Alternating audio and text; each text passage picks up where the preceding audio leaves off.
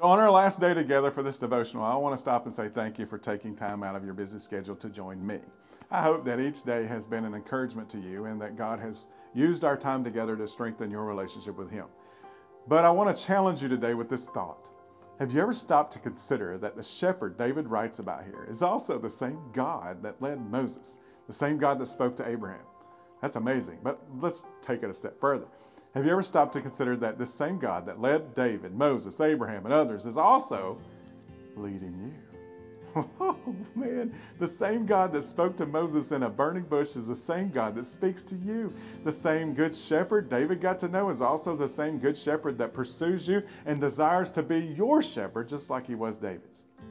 Man, think about this. David in verse 5 really establishes that this is not a one and done thing. God didn't just anoint his head as a temporary guest. God met him in this dark valley, anointed his head like he was a special guest in the house of God, and then took it a step further by preparing a table in that valley, really signifying that this invite was not temporary, it was permanent. But let's look at the last verse today. Psalm 23 verse 6 says this, "Surely goodness and mercy shall follow me all the days of my life, and I will dwell in the house of the Lord forever." So I love this incredible picture we see here of the way the Good Shepherd surrounds us. He goes before me, he stands beside me, he anoints my head, he makes me to lie down, and now he's going to follow me with his goodness and mercy. He's blown my mind. I mean, I am completely surrounded by the Good Shepherd. It reminds me of one of those movies, you know, where the police are in hot pursuit of someone, and the faster the car in front of them goes, the faster they go. If the car takes a right, the police also take a right. Wherever the car goes, they follow. Everywhere you go as a believer, you're followed by goodness and mercy. You can't go too fast that they can't keep up. You can't go too slow that they won't slow down. You can't go too far to the right, too far to the left that they won't follow you wherever you go. Each step you take, you're being pursued by the shepherd's goodness and mercy. If you run, they run. If you fall, they stop right behind you until you get back up again. It's one thing for God to lead me though, but it amazes me that while He leads me, He also follows me. He follows me with His goodness and mercy, both of which I am really going to need because I'm going to make some mistakes. I'm going to screw up on the way, and I'm going to need a good dose of His goodness and a good dose of His mercy to go along with that.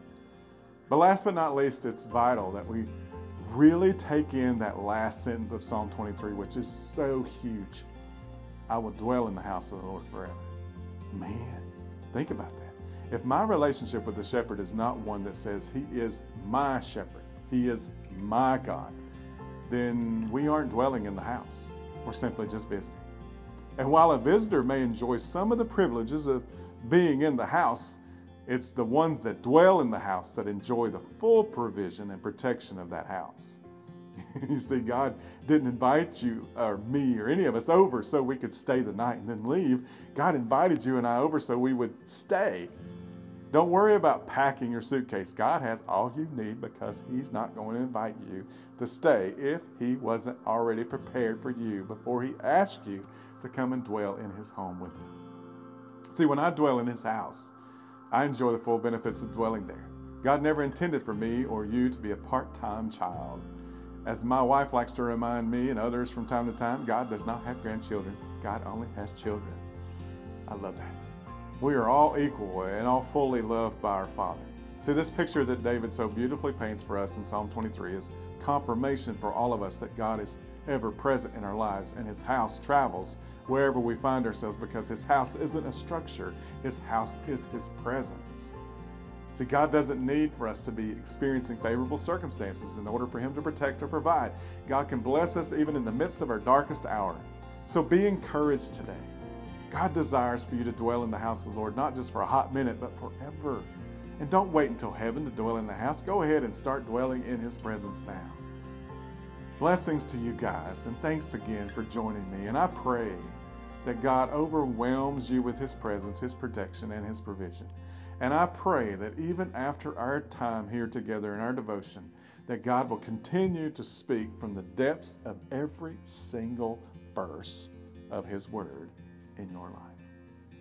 Love you guys.